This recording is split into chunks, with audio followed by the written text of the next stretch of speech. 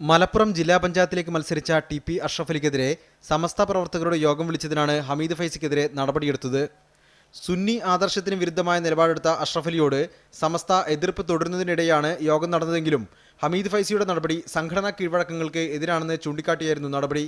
തെരഞ്ഞെടുപ്പ് തലേന്നുണ്ടായ നടപടിക്കെതിരെ സമസ്തയിലെ വലിയൊരു വിഭാഗം പ്രതിഷേധമുന്നയിച്ചു. സമസ്തയുടെ ആഭ്യന്തര കാര്യങ്ങളിൽ മുസ്ലിം ലീഗ് നടത്തിയ ഇടപെടലായും നടപടി വ്യാഖ്യാനിക്കപ്പെട്ടു. മുസ്ലിം ലീഗ് സംസ്ഥാന അധ്യക്ഷനും സമസ്ത വൈസ് പ്രസിഡന്റുമായ ഹൈദരലി ശിഹാബ് തങ്ങളുടെ അനുമതിയോടെ എടുത്ത നടപടി പിൻവലിക്കാൻ ചെറുശ്ശേരി സൈനുദ്ദീൻ മുസ്ലിയാർ അടക്കമുള്ള മുതിർന്ന നേതാക്കൾ തന്നെ ഇടപെട്ടു. ഹൈദരലി ശിഹാബ് തങ്ങൾ, ചെറുശ്ശേരി സൈനുദ്ദീൻ മുസ്ലിയാർ, സയ്യിദ് ജിഫ്രി മുത്തുക്കോയ തങ്ങൾ തുടങ്ങിയ നേതാക്കൾ പങ്കെടുത്ത യോഗത്തിൽ നടപടി പിൻവലിക്കാൻ തീരുമാനിക്കുകയായിരുന്നു.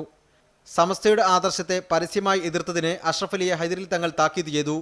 ലീഗ് സ്ഥാനാർത്ഥിക്കെതിരെ സമസ്ത പ്രവർത്തകരുടെ യോഗം വിളിച്ചതിന് ഹമീദ് ഫൈസിയെയും താക്കീത് ചെയ്തിട്ടുണ്ട്.